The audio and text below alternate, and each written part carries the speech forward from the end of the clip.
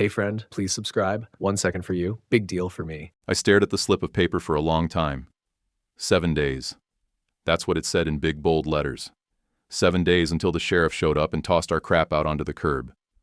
7 days until I had to tell my daughter we had nowhere to go. My name's Darren.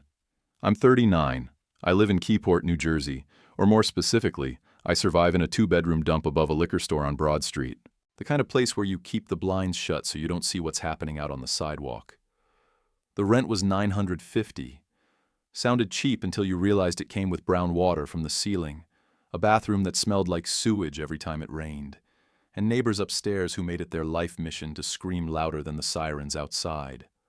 I once counted 3 police cars and 2 ambulances in one night. Lacey, my daughter, 7 years old and way too observant, asked me if someone had died. I told her no, but honestly, who knows? That morning I had $38 in my wallet, 1 can of soup in the cabinet, and a kid who hadn't had a proper dinner in 2 days. I tried to hide it, made it into a game. Let's pretend we're camping. But she wasn't dumb. She just went along with it to make me feel better. Quick note, before we start, share in the comments how's your day going and where are you joining from. And let's continue. She'd stopped using the laundry room a few months back, after the kids upstairs tore up her drawings in the hallway. She'd spent hours on those. I still remember how she stood there holding the ripped-up pages like someone had punched her in the stomach. Didn't cry. Just said, "I guess they didn't like them," and walked back inside. That was the moment I knew we couldn't stay here. The ceiling leaked every time it rained. Not just a drip, full-on brown water pouring through a crack above the kitchen sink. I'd put a plastic tub there to catch it, but half the time it overflowed. The walls were sticky. The place reeked of mildew, like a wet basement no matter how much I cleaned. Once I found mushrooms, real mushrooms, growing behind the couch. That's when I stopped inviting anybody over, not that I had friends left to invite. The mom upstairs called Lacey a rat once, right to her face. Lacey had just been walking to the stairwell. I stepped in before it got worse, but the look on my daughter's face told me it already had. We didn't report it. You don't report anything around here. You just keep your head down and hope nothing worse happens. The job I had, dock hand work down at the marina, barely covered rent, let alone groceries. Hours were getting cut, and the owner had started making noises about going seasonal. I was maybe 2 weeks from losing that too. I picked up the 7-day notice again, held it up to the window. The light came through the paper like it was made of fog. I didn't have a backup plan, no savings, no family left. Just me and Lacey, and $38 between us. She came out of the bedroom, rubbing her eyes. Her pajamas were 2 sizes too small. "Dad, can I take Toast to school?" she asked. I smiled like it was a real option. "Of course, sweetheart," except we were out of bread. I opened the cabinet and stared at that 1 dented can of soup. Cream of chicken, store brand. No label anymore, just a silver can with rust on the bottom. I'd eaten worse, but I wasn't about to let her know that. We were stuck. I didn't see a way out. Not one that didn't involve a shelter or sleeping in the car. I'd failed. That's what it felt like. I'd let her down. Then my phone buzzed. A text from Ray, a guy I used to unload skiffs with down at the docks, said there was a county auction happening the next day. Boats, equipment, repos. Might be something cheap, he wrote. Worth a look. I almost deleted the message. What the hell was I going to do with a busted boat? But I stared at it for a long time, because anything was better than this. She didn't say anything at first, just stared out the passenger window while I pulled out of the school lot. Her little legs were swinging under the seat, and her backpack was zipped all the way to the top, tight, like she didn't want anything spilling out. After a few blocks, she looked over and asked, "Where are we going?" I tapped the rusted key on the steering wheel. "To see our new home," she blinked. "Like a house?" I smiled. "Not exactly. You'll see." We pulled into the marina a little after 4. Most of the lot was empty. I parked near the far dock and helped her out of the car, She kept squinting into the sun, her hand over her forehead like a little soldier. There was a breeze off the water, thick with salt and diesel. You never forget that smell if you've worked a dock. Slip 71 was at the far end, tied off crooked, bumping gently against the rubber fenders. The Callista.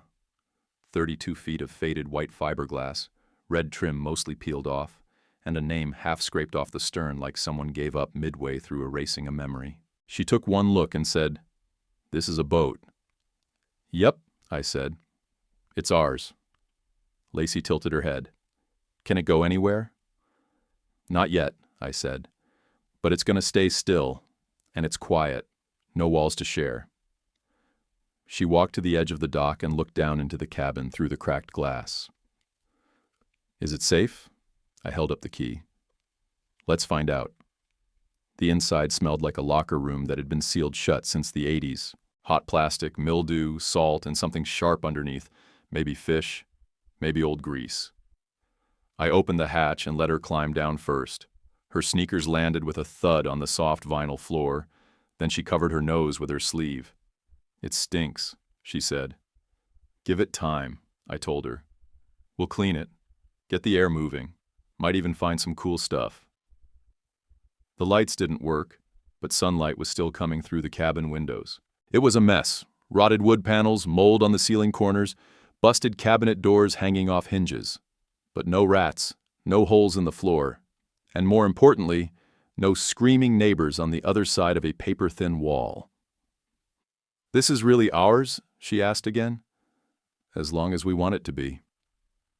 That night, after I tucked her in on a camping mat next to the aft bench, I stepped back out onto the dock and lit a cigarette. I hadn't smoked in 6 months, but I'd kept one in my wallet for nights like this. Nights where everything teetered between collapse and hope. I thought about the guy I'd outbid. He'd looked like one of those part-time salvage creeps. Cargo pants, 2 phones, probably wanted the Callista for parts. If I hadn't offered to pay cash on the spot, I wouldn't be standing here right now. Earlier that morning, I'd gone into Hartman's pawn and laid Melanie's wedding ring on the counter. Small diamond, simple gold band. She picked it out herself when we were too broke for anything fancier. The guy behind the glass squinted at it, flipped it twice, then said, "140. You'll regret it." "Maybe," I said, but I didn't flinch. I walked out of there holding 10 20s and 2 5s. My hands were shaking, but my mind was dead still. Selling that ring wasn't the hardest thing I'd ever done, but it was top 3. Still, it bought the key that bought the dock that gave my daughter something new, maybe even something better. The auction itself had been half circus, half graveyard. Every boat there had a story, and every bidder was trying to buy someone else's failure for pennies. A few mechanics barked into phones. Some flippers had clipboards. I just stood there in my old jeans, pretending I had a plan. When they rolled out the file on the Callista, I felt something hit me. Not like a punch, more like a pull. The name, Callista, Melanie's middle name. I hadn't heard it spoken out loud in years. They said the boat had no engines, electrical gutted, cabin intact. Starting bid, $100. Nobody laughed, but you could feel it. Everyone skipped ahead. I raised my hand. One other guy countered at $125. I saw his badge. Some charter company out of Hoboken. He didn't even look at the boat. Just checked a line on his sheet. "Cash on hand," I said. "Pay now. No inspection." The clerk narrowed his eyes. "You accept as is?" "I do." He gave me a half nod and signed the form. Just like that, I owned a boat. It wasn't much, but it was shelter. No landlord, no neighbors, no eviction notices shoved under the door. Back inside the cabin, I watched Lacey shift in her sleep. She was curled up under her jacket, clutching a stuffed penguin that used to belong to Melanie. The floor creaked every time I moved, but she didn't stir. I sat down across from her, back against the hull. The wood felt damp. The air still reeked. There was no engine, no power, no water hookup. I didn't know how I was going to fix it. I didn't even know if I could. But I knew this. Tonight, she wasn't listening to anyone scream. And that was a start. The next morning, I got a good look at what I'd actually bought. And yeah, Turns out as-is meant barely holding together. The Callista looked like she hadn't been moved in years. Teak decking, black with rot, crunched under my boots. Mildew climbed the cabin walls like ivy. The smell coming out of the bilge was so strong I gagged. Diesel. Moldavian salt. Plus that weird metallic funk old boats get when the wires are corroded and the air's trapped too long. The topside railing had rusted through in 3 places. One porthole had been sealed with duct tape and cardboard. Inside, the galley was a war zone. Drawers swollen shut, rusted hinges, something growing under the sink I didn't want to touch without gloves. The cushions were soaked through. The head smelled like a chemical fire, but I could see past it. The hull was solid. No breaches, no blistering. The lines were still beautiful. Classic Bertram shape, good proportions. She was built right, back in a time when boats were made to last longer than marriages. Most people would have scrapped her. I didn't have that luxury. We had no working engine, no plumbing, no electricity. But we also didn't have paper-thin walls or cops knocking next door at 2 in the morning. No landlord, no upstairs neighbor calling my daughter names.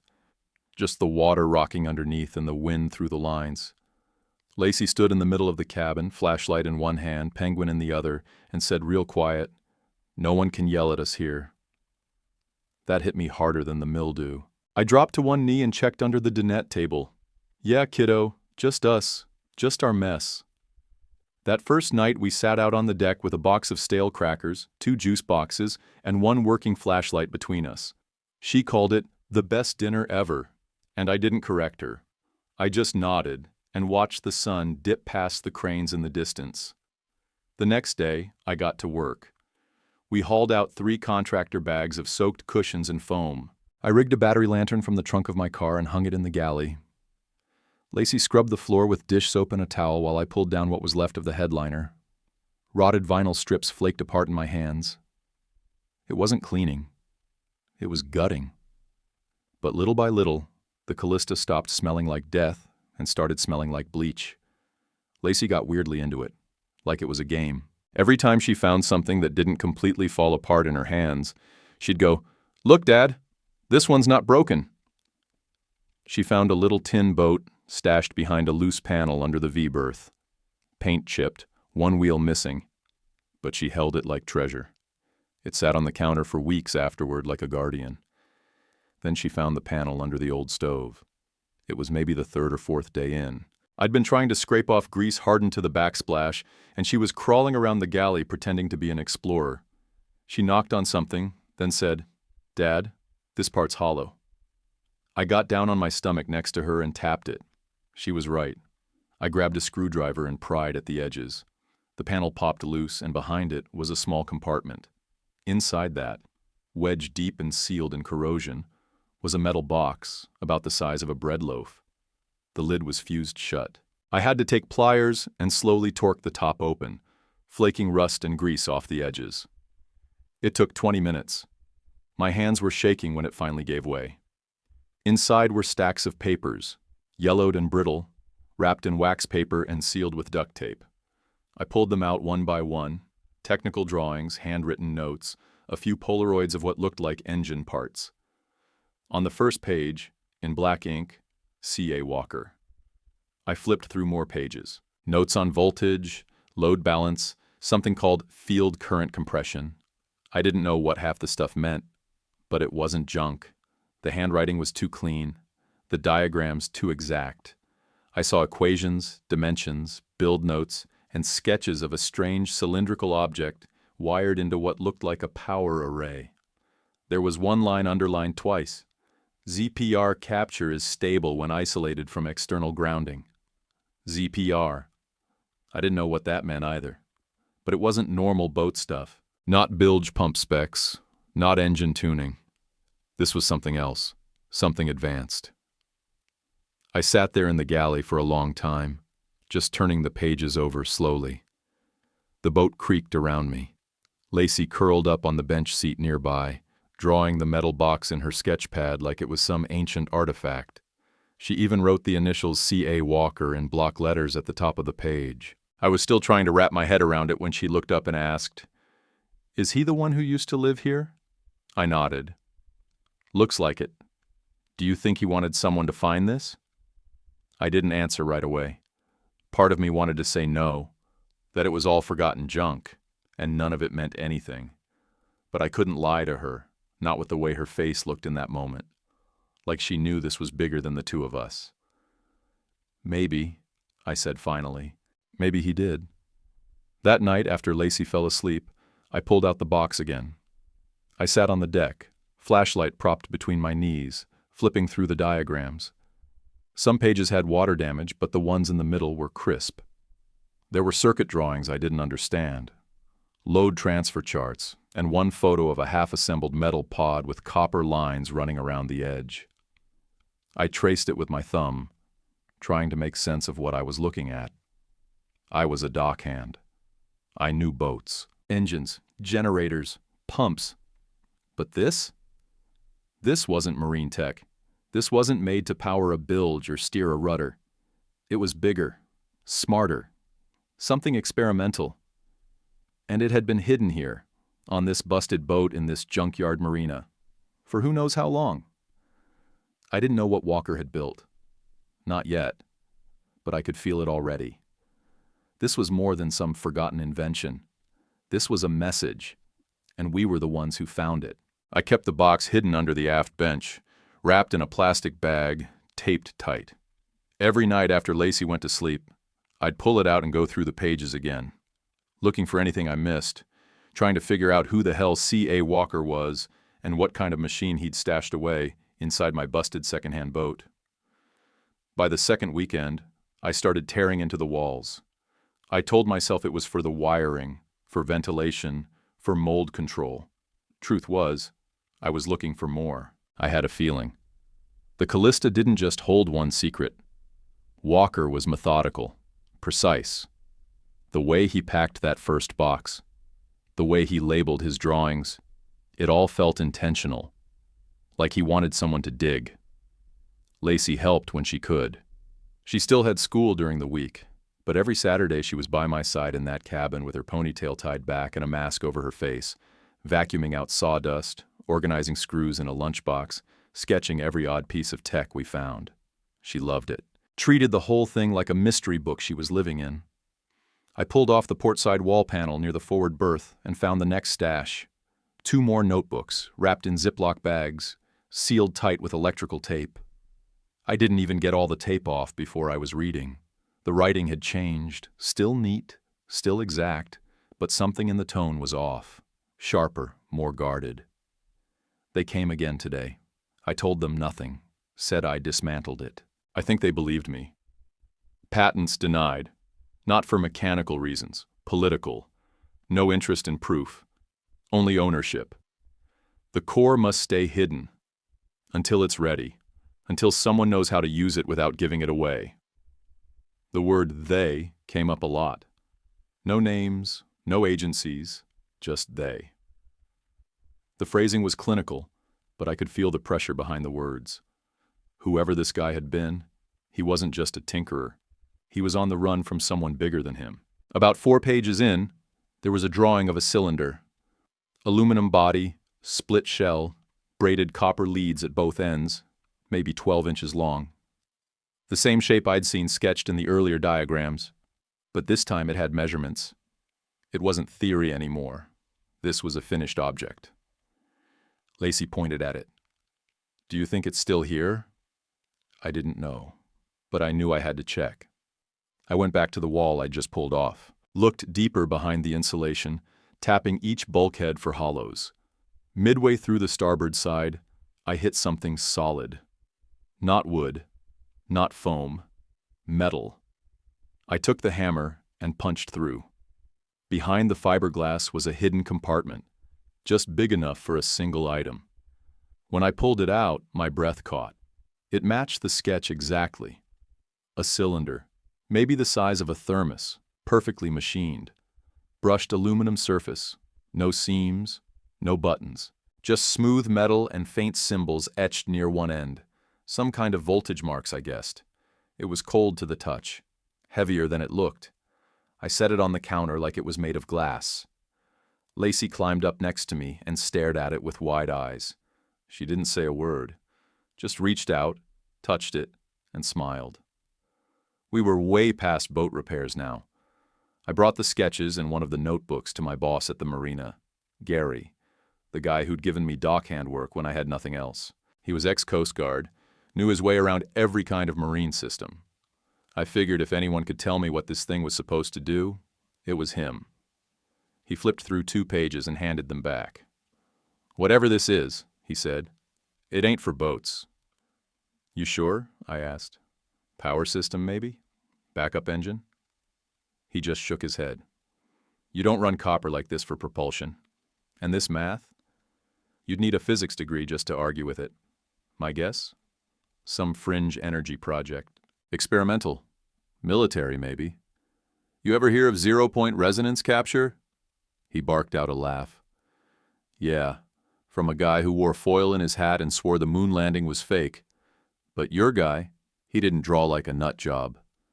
Lacey had drawn the cylinder in her sketchpad 3 times by then. She shaded it, labeled the ends, even added the little etch marks she saw. One morning, over breakfast, she pointed at it and said, "He wanted someone to find this, right?" I didn't have a good answer, but I felt it in my gut. Yeah, he did. He hid it just well enough to survive, but not so deep that it'd stay buried forever. He was waiting. For someone like me? I didn't know. But we'd stepped into something. I started treating the Callista like an archive. Every time I pried open a panel, I looked for hidden cavities. Every loose floorboard got tested. Every crack meant something might be tucked inside. Some weekends, we came up empty. Other days, I'd find scraps. More notes, bits of old metal, resistors and wiring tagged with little flags that said tested or unstable. The deeper I got, the more I wondered what kind of man Walker had been. He clearly knew what he was doing. His notes were professional, his parts custom machined, his systems elegant. But then there were the paranoid entries. They called it dangerous, said it was too efficient, that it couldn't exist. But it does. If I die, make sure the cylinder stays sealed. No testing without containment. They'll try to bury it, or worse, claim it as theirs. By the 4th notebook, I started locking the cabin when we left. I still did dockhand shifts to cover basics. Fuel for the car, food for Lacey, odds and ends. But every spare minute went into the Callista. I was chasing a dead man's trail, and I couldn't stop. At night, when Lacey was asleep and the harbor was quiet, I'd lie in the bunk and think about it. Why hide all this here? Why this boat? Why this town? If you had something this important, something this advanced, why not stash it in a lab or a safe or a vault out in the desert? The only answer I ever circled back to was this. No one would look for genius in a rusted-out fishing boat parked in a half-forgotten New Jersey marina. Walker didn't want to disappear. He wanted to be found. Just not by them. I was mid-scrub, trying to pull an old layer of epoxy off the galley counter, when the VHF snapped to life. For weeks it had been nothing but silence, dead static, a piece of broken equipment I hadn't gotten around to tossing. Then, out of nowhere, crackle, hiss, and a clipped male voice. "Callista, status check." "Do you copy?" I froze. Soap still on my hands. Heart thudding. I grabbed the mic before I could think. "Unit secure. Who is this?" Dead air. Just a faint pop of static. Then silence. I stared at the speaker, waiting, jaw tight. Nothing came back. For the rest of the day, I kept checking it, turning the dial, switching bands. Tapping the side like that would wake it back up. But it was gone. Whatever that was, whoever that was, it wasn't a fluke. That voice had known the boat's name. Next morning, I found the envelope. It was taped to the piling just outside the dock, half concealed behind a peeling flyer for a boat show that had been canceled 3 years ago. Yellow manila. No name on the front, just my slip number scribbled in permanent marker. I opened it right there on the dock with my pocket knife. Inside, a single piece of printer paper. "Meet me at Bay Point Diner, 6 p.m. Come alone." That was it. I didn't tell Lacey. She was doing homework at the small table I'd rigged near the V-berth, legs swinging as she traced over multiplication problems. I just said I had an errand and that I'd be back after dinner. She nodded without looking up. Bay Point was about 10 minutes from the marina, wedged between a vape shop and a discount liquor store. I parked out back and walked in, heart kicking hard the whole way. Place smelled like burnt coffee and fryer oil. A wall of booths ran down one side, all cracked vinyl and ancient laminate tables. I spotted him immediately, tall, wiry, gray hair combed flat, late 70s, easy. Jacket zipped to the throat with a stitched-on patch above the left breast. C.W. He looked straight at me and nodded once. I slid into the booth across from him. "You're late," he said. "Traffic," I muttered, even though I wasn't. He didn't smile, just watched me. I noticed then that his eyes didn't blink much. Sharp, dry, like he'd been wide awake for way too long. "I was hoping the right person would find her," he said. I didn't ask who her meant. I knew. "You live aboard," he went on. "You didn't gut the thing. You didn't sell off the parts. That matters." I leaned forward, arms on the table. "Who the hell are you?" He didn't flinch. "C. Walker. Charles Andrew. The name on the notes you've been reading." My stomach nodded. "I thought you were dead." He raised one shoulder. "Legally I am." We sat there for a few seconds while a waitress came by. He waved her off before she could speak. I ordered a coffee just to have something in front of me. He reached into his coat pocket and pulled out a USB drive. Plain black. No label. "This," he said, sliding it toward me, "is the rest of the design." I didn't touch it. "What is it, really?" Walker sat back, shoulders against the booth like he was bracing for a hit. "It's a power core. Clean. Contained. Off-grid. Doesn't show up on scans. No fuel required. Some kind of generator." He tilted his head. "Closer to a collector. Pulls ambient resonance and isolates usable frequency patterns. Converts it into silent current. No heat. No loss. First-gen prototypes couldn't stay stable for more than 10 hours. That one you found? Last generation. It's clean, tested, holds charge indefinitely." I stared at the drive. "Why hide it?" He didn't hesitate. "Because they would have buried it, weaponized it, lied about it. You show people a tech that doesn't require oil, solar, or combustion, and you turn off a $1 trillion faucet. You think they're going to let that happen?" "Who's they?" He didn't answer. I picked up the drive and held it in my palm. It felt heavier than it should have. "You want me to build it? I want you to finish what I couldn't. I'm not an engineer." He leaned in, elbows creaking on the table. "You live on a boat with no running water and figured out how to reverse ventilate a cabin without power. You rewired a dead bilge pump using car parts. You have instincts. You have need. And," his voice dropped, "you have a daughter." That landed hard. "She asked me last week," I said, "if we could ever live somewhere where nobody yells." Walker's expression softened for the first time. "And now she does." I nodded slowly. "Why me?" I asked. "Why now?" He shrugged. "Because it's time. And because you didn't rip out the heart." I opened my mouth to ask what that meant, but he stood up. "Don't try to find me. This number will be deactivated by morning. You'll know if I need to reach you again." "Wait," I said. "How did you know I'd find it?"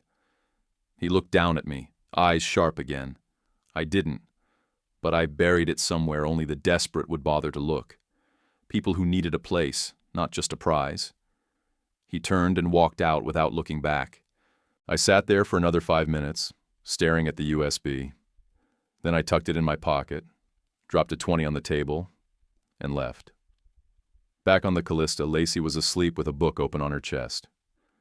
I pulled the sliding door shut behind me, locked it, and sat in the dark for a long time. The USB drive was in my hand the whole time. I didn't plug it in yet, just held it, because something was happening. And I was in the middle of it now. The next morning I got a text from an unlisted number. Just an address. That's it. No name, no message. But I knew who it was. I told Lacey I had to check on something for the marina and left her with an old laptop loaded up with cartoons and math games. She barely looked up, already buried in her sketchbook. I double-checked the hatch lock on the Callista before I headed out. The address led to a row of metal storage units tucked behind a half-abandoned boatyard, the kind of place people dump busted crab traps and broken outboards and forget about them. Gate was open. No one around. Unit 38 had a rusted-out padlock hanging off the door, snapped clean through. Walker was already inside. He didn't say a word. Just waved me in and stepped aside. The thing was mounted in a crate, about 3 feet tall, squat, metallic gray with dull copper coils wrapped around the core like ribs on a spine. No labels, no serials, no logos. It looked like something pulled off a movie set, except it was real, solid, buzzing with silence. He walked around it, tapping the side gently like a mechanic showing off a rebuilt engine. "Third generation," he said. "Self-contained. Will keep the Callista running for years. No fuel, no heat signature, no maintenance." I walked around it slowly, keeping a full arm's length. "It runs off that resonance thing?" He nodded. "ZPR. Stabilized now. The unit you found was proof of concept. This one is operational." "What happens if it breaks?" "It doesn't." I should have been skeptical. I wasn't. Maybe I'd just seen enough, read enough of his notes, held enough of his work in my hands to believe him. He gave me a folded sheet with a hand-drawn diagram and a note. "Mount away from metal-heavy walls. Ground insulation required, no parallel circuits." Every detail was sketched. Every risk accounted for. "You'll wire it in yourself," he said. "You've already been doing it whether you realize it or not. You're not coming? I can't be near it anymore." I didn't ask why. I didn't need to. We both knew what he was staying ahead of. I drove it back strapped in the bed of an old borrowed marina truck, wrapped in 2 moving blankets, ratchet strapped to hell. It felt like hauling a live nuke. Every bump in the road, I kept checking the rearview mirror to see if it had shifted, but it didn't. Just sat there like it knew where it was going. Back at the dock, I waited until Lacey went to sleep before bringing it aboard. Slipped it down the companionway with a pulley rig I threw together with dock lines and a come-along winch. It took 3 hours just to get it positioned under the bench in the galley. Then I wired it in. 3 days. That's how long it took. I didn't eat much. Slept even less. I followed Walker's notes exactly, cut a small mount into the bulkhead, ran insulated cable through old conduits, installed grounding pads behind every panel. Lacey kept asking what I was doing. I just told her it was an upgrade. She kept drawing it from memory, over and over again. By the 3rd night, the connections were all set. I checked the schematic for the 5th time. Everything matched. Wires secure, insulation tight, voltage regulators aligned. I even grounded the fridge circuit just in case. I stared at the switch for a full minute before I flipped it. Then I flipped it. No hum. No thump. Just a soft click from the breaker panel. Then silence. A different kind of silence. The lights came on. Not all at once. Just the galley at first. Warm, steady glow from the overheads. No flicker. No hum. No delay. Then the nav panel lit up. The bilge sensor flashed green. The cabin fan turned slow and quiet like it was made to do it. I heard a gasp behind me. Lacey stood at the edge of the hatch, half awake, blanket wrapped around her shoulders, staring at the lights like they were fireworks. "You fixed it," she whispered. I opened my mouth to say something, but then the space heater kicked on in the corner. She cried. Not loud, not dramatic. Just soft tears running down her cheeks as she walked into the galley and held her hands out over the heater like it was the best thing she'd ever felt. I didn't move. I just stood there, hands still on the switch, eyes locked on the steady glow of that little red light. It wasn't just power. It was heat, safety, stability. After months of scraping by, duct taping broken sockets and boiling water on a single camp burner, We had real power. The next morning, Walker showed up at the dock. I saw him from the corner of the galley window, just standing there, hands in his coat pockets, watching the boat like a man visiting a grave. I stepped off and met him halfway. "She's on," I said. He nodded once. "You're the first person to activate it without me. How many others tried?" "Too many." I didn't ask what happened to them. I didn't need to.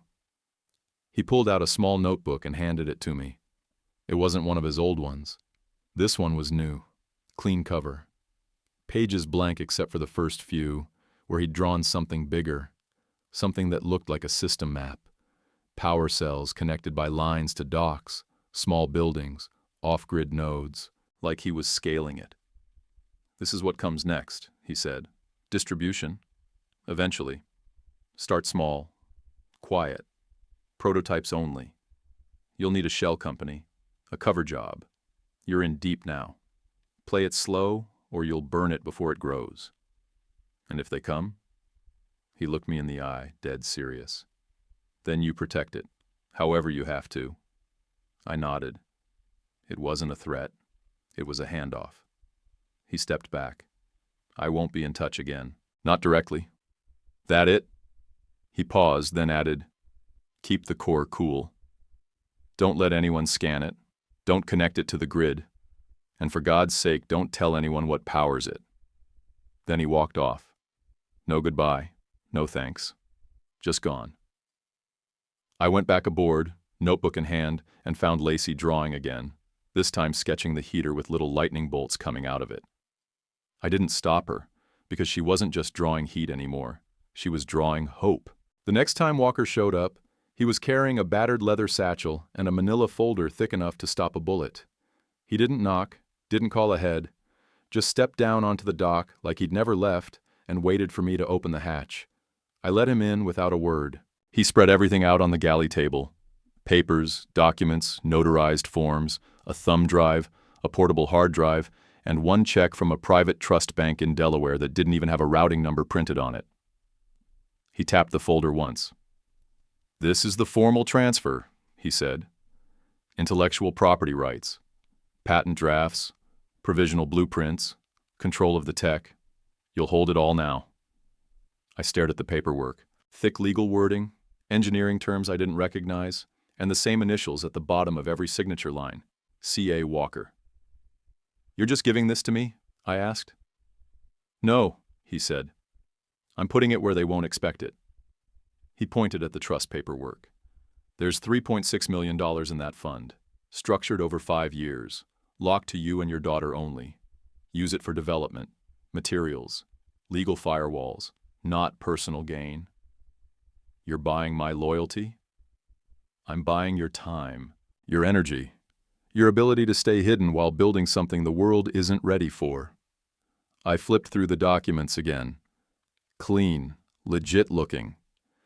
The trust was listed under Horizon Shell Logistics LLC, some random-sounding company name that, I assumed, was just another cloak.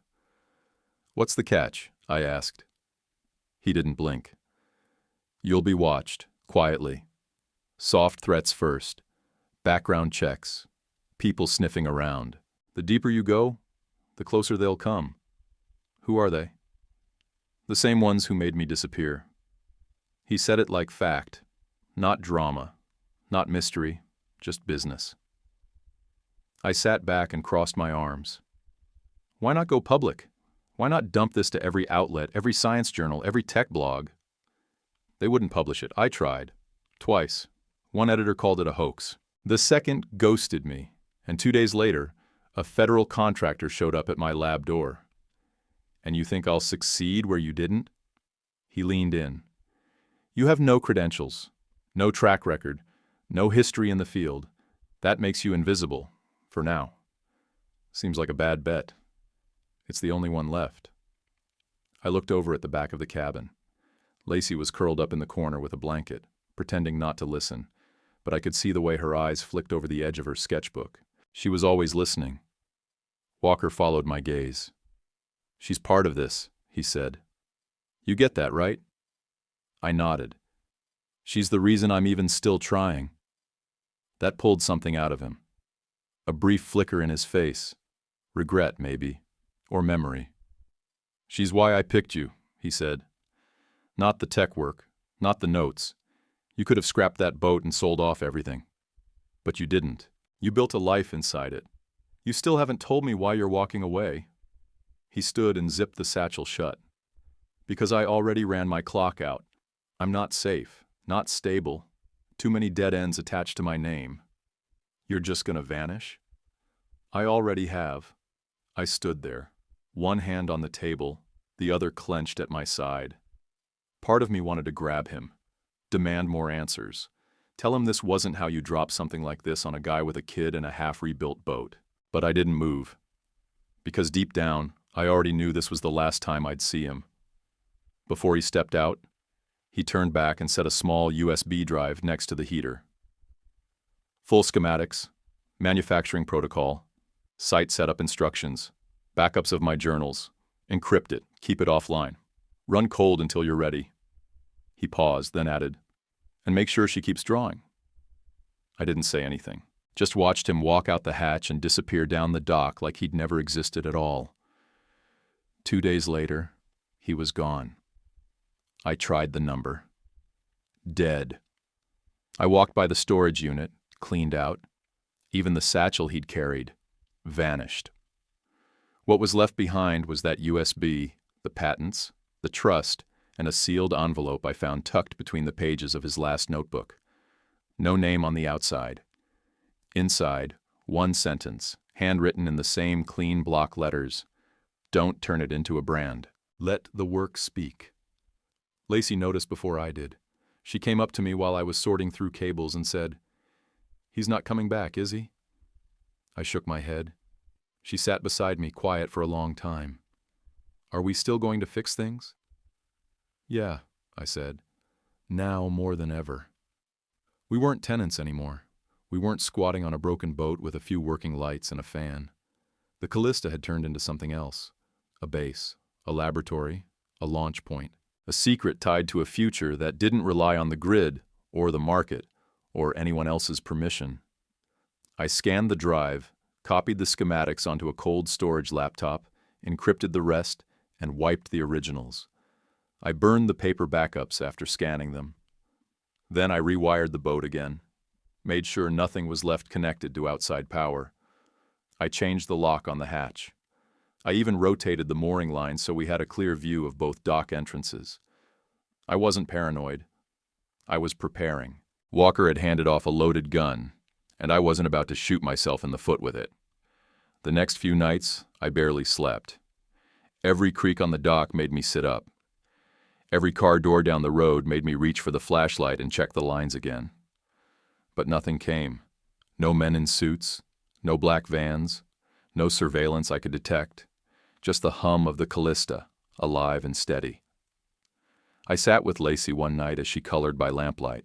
She drew the Callista again, but this time with little satellite dishes and solar panels and a dome-shaped lab on top. I laughed and asked if she was planning renovations.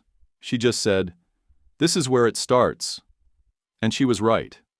Because the Callista wasn't just a place to sleep anymore. It was where the work began. And I was in charge. Jake let me rent the shed next to his marina office for next to nothing. Said I was the only guy on the dock who didn't smoke weed on his lunch break or owe him for parts. It was 20 by 20, smelled like sawdust and old diesel, and had one busted window with a view of the parking lot. But it had a bench, a vise, and power lines I didn't need to touch, because the Callista's core ran half the tools through an underground conduit I rigged in secret. That shed became the start. I didn't put a name on the door right away. Didn't advertise. No big signs. Just word of mouth, quiet jobs, things that didn't ask for permits or inspections. Boat repair mostly. Wiring work, bilge replacements, nothing flashy. But at night, after the dock was empty and the radios were quiet, I did the real work. I pulled schematics from Walker's archive, rebuilt modules in plastic cases, used spare battery shells from trolling motors to hide the cores. Every unit small, discreet, hard to trace. I kept them unmarked, no barcodes, no branding, no serials. just function. When I finally filed the LLC paperwork, I called it Horizon Harbor Tech. Lacey came up with the name, said it sounded like something real. The mission was simple: quiet installs of clean marine energy units, starting with people who'd never afford them otherwise. First 2 installs were oyster trawlers in Louisiana, family-owned boats running off fumes and busted diesel pumps. I drove down myself, pretended to be a hobbyist running off-grid solar backups. Took 3 days. Didn't charge $1. Both boats ran clean after that. A month later, we shipped a sealed unit to a floating school barge on the Willamette River in Oregon. Teacher called back crying. Said it was the first time the kids could read after sunset without a flashlight. Lacey looked up from her sketchpad and said, "Every kid should have lights when they draw at night." That line stuck with me. I had a map taped to the inside of the shed, pushpins and harbors across the country. All small towns, working docks, low-income families. I wasn't changing the world, just trying to make sure a few people didn't have to choose between staying warm and staying afloat. Then came the suit. He showed up at the shop one morning in pressed khakis and boat shoes too clean for someone who'd ever set foot on a dock. Said he was with an energy research firm. Flashed a fake smile and a real business card. Offered to buy the prototype tech outright. $8 million, full acquisition, full non-disclosure. No questions, no audits. Said I'd never have to touch a wrench again. I told him to get off my property. He didn't flinch, just nodded like he expected it. Said his offer would stand. For a while said, "Men like you usually come around." I didn't. The next week, someone broke into my workbench, didn't take tools, didn't touch the cash box, just opened every drawer, unrolled every schematic, and pulled the covers off the false battery shells like they already knew where to look. I found a bug inside one of the charging ports. Tiny, digital, military grade. I tossed it in the harbor. After that, I installed a motion camera on the Callista, disconnected from everything but an encrypted handheld monitor I kept under my pillow. I started sleeping in shifts again, same as I did after Walker vanished. But I didn't stop. I kept building. Smaller units, better seals, fewer copper lines, more composites. I taught Lacey how to solder, how to splice insulated leads, how to check voltage without getting zapped. She caught on fast. Faster than I expected. We logged every install in a red notebook with no names, no GPS, no dates, just initials and type codes. Everything stayed under the radar. I used cash whenever I could, bartered when I had to. I made contacts in marinas who didn't ask questions and knew how to keep quiet. The work wasn't pretty. The parts weren't always legal. But it worked. Jake knew something was up. He saw how I kept odd hours, how the shed never had scrap left behind. One afternoon, he found me in the back unloading a sealed core from the trunk of a car with out-of-state plates. He didn't say anything at first. Just watched me for a second, then lit a cigarette and said, "Whatever it is you're doing, just don't blow up my dock." I gave him a look. He shrugged. "You're the only one around here trying to fix anything." The Callista stayed moored at slip 71. It never left. Never needed to. The boat was our home, but it was also our prototype. Every change I made, every new component, I tested it there first. If it survived the Callista's leaky bulkheads and warped floorboards, it was ready for the world.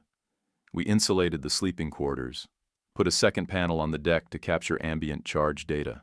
Lacey kept sketching improvements, designing little diagrams with arrows and notes like, "Make this quieter," or "Move the switch here." One night she asked if we'd ever move off the boat. I said maybe one day. She said, "I don't want to. This is where we fix things." And that's what we kept doing. Quiet installs, careful partnerships, all under the radar. No press, no patents filed in our name, no articles, no headlines, just circuits, solder, and silence. We weren't building a company. We were building a movement no one could see.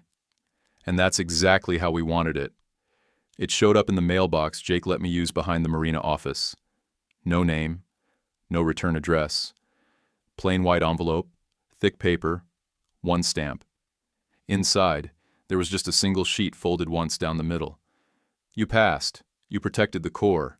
The real work begins now. That was it, followed by a second sheet, folded tighter, drawn in black ink on blueprint vellum. A full schematic, cleaner than Walker's old sketches. This one was dock scale, wider node spacing, larger conduits, modular cores linked through a central junction. Labeled Unit Mains, Dock-Wide Power System, Generation 4. It looked like something ripped straight out of a DARPA white paper, only this one came with a postscript handwritten in the margin. Install by spring. I'll contact you again. That was all. No signature. But I didn't need one. Back on the Callista, I unfolded the diagram on the table, spread it flat, and stared at the parts list.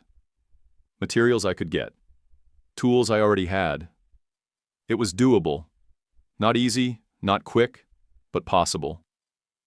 Lacey stood behind me, arms crossed, squinting over my shoulder. "He's still watching," she said. I didn't answer, because she was right. We got to work that same week. The schematic listed specs for cold weather loads, smart ballast relays, and heat-efficient grounding. It wasn't meant for us. It was meant for communities way out. Places where grid power didn't reach or broke every other storm. Places that still burned diesel to keep lights on. We picked Alaska. Through one of our quiet contacts, a supply chain manager from a short-haul ferry crew, I found a fishing village on the southern inlet. 42 homes, 1 schoolhouse, 6 boats.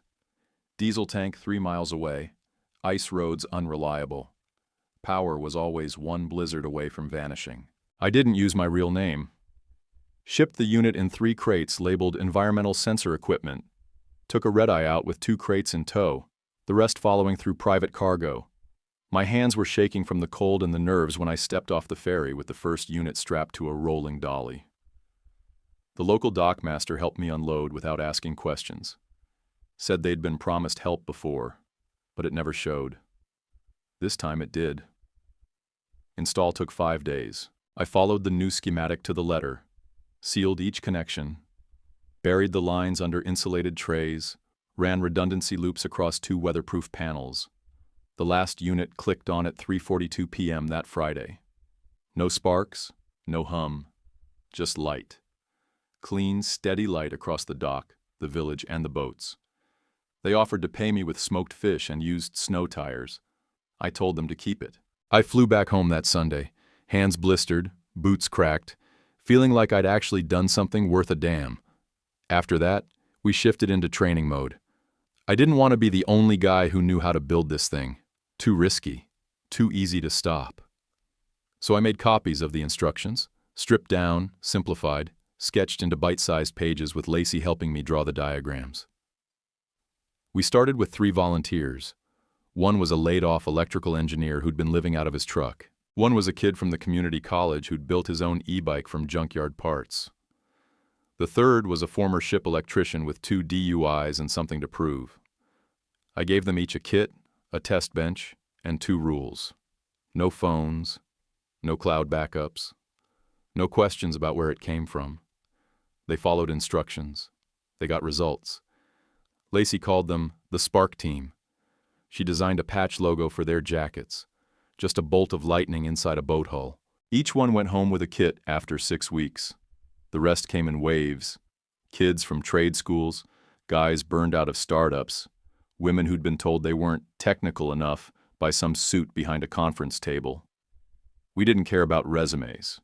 We cared about hands and instincts. If you could wire a light without getting shocked and follow a spec sheet, you were in. We kept shipping small-scale units out west through partners we trusted, mobile clinics, river barges, research outposts, all off-grid, all undocumented.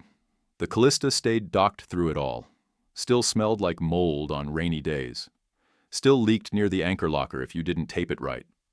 The floorboards creaked more than they used to, and the head door never latched unless you kicked it twice. But inside, it pulsed with life. The heater clicked on every morning at 6 a.m. sharp. The coffee maker started brewing at 6:05. The charge monitors blinked steady through the night, and the workbench glowed warm even in the dead of winter. That boat might have been falling apart, but it never failed. It became the pulse center. Blueprints were drawn there. Units were tested there. Plans whispered between mugs of instant coffee at 2 in the morning. It was the last place anyone would look for a tech revolution, and that's exactly why it worked. I still slept lighter than I used to, always half listening, always checking the monitor when a seagull landed wrong on the dock. But I slept better too. No rent, no neighbors banging on the wall, no landlord threats shoved under the door. Just ocean, tech, and peace. This morning I sat on the edge of the Callista's deck, coffee in one hand, watching Lacey walk a group of new volunteers through the core install like she'd been doing it her whole life. The crew was from Puerto Rico, 2 guys from a coastal tech school, and a woman who ran an off-grid community up in the hills near Arecibo. All sharp, all listening closely. Lacey stood beside the open shell of the training core, explaining the process one piece at a time. Mount spacing, grounding path, cooling loop.